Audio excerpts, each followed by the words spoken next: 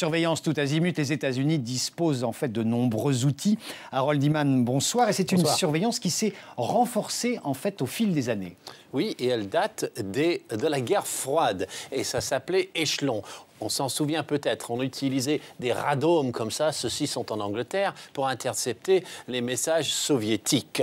Donc les pays qui étaient les 5 yeux étaient là-haut la Grande-Bretagne, le Canada, tous les pays en vert, le Canada, les États-Unis, et à l'autre bout du spectre du monde, l'Australie et la Nouvelle-Zélande. C'est-à-dire les 5 pays à majorité écrasante anglo-saxonne qui se faisaient une confiance totale face au bloc rouge de l'Union soviétique. Alors, comment est-ce que ça a évolué échelon? Parce qu'ensuite, on est passé à la croisade contre le terrorisme en 2001, à peu près au même moment que l'espèce de boom de l'Internet. L'Internet est devenu technologiquement beaucoup plus avancé et l'Internet avance tous les ans. On peut stocker énormément de choses et de plus en plus, c'est exponentiel. Alors, le Patriot Act 2001 a permis donc de faire des intrusions dans la vie privée des Américains de manière légale. Ensuite, on a découvert le programme PRISM qui vient également de ce NSA, National Security Agency, l'agence de surveillance américaine. Tout ça, ça vise Al-Qaïda normalement.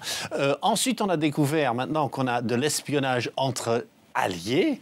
Donc, bon, ce n'est pas vraiment du goût de tous ce soir, même si c'est vrai que les Français ont pu le faire, les Anglais ont pu le faire, chacun se le fait entre soi, mais là, c'est quand même trop fort en utilisant l'appareil antiterroriste pour espionner ses alliés, et donc sur ce, dénonciation de Snowden. Alors Harold, 2 hommes évidemment sont à l'origine de ces alertes et de ces révélations. Donc ce soir, Julian Assange et Edward Snowden se trouvent évidemment dans une position plus favorable.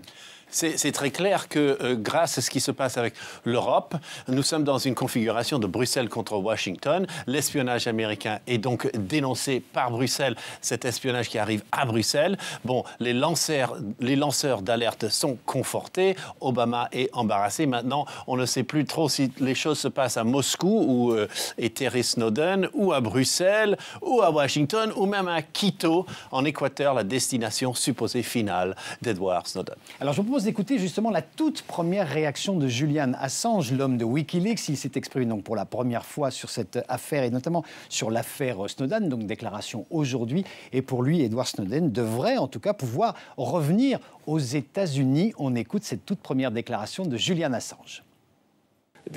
Les États-Unis ont été fondés en grande partie en acceptant des réfugiés politiques issus d'autres pays, et ils ont prospéré grâce à cela. Monsieur Snowden a ce droit. Idéalement, il devrait pouvoir retourner aux États-Unis. Malheureusement, nous ne vivons pas dans un monde idéal, et c'est nous qui lui apporterons la justice qu'il mérite. Harold Iman, premier propos donc de Julian Assange. Oui, et on n'est pas tout à fait sûr que Julian Assange ait autant aidé que cela Snowden. En tout cas, une fois que Snowden a fui les États-Unis, là, Julian Assange était avec lui et a mis à sa disposition son réseau Wikileaks. Harold Iman, merci.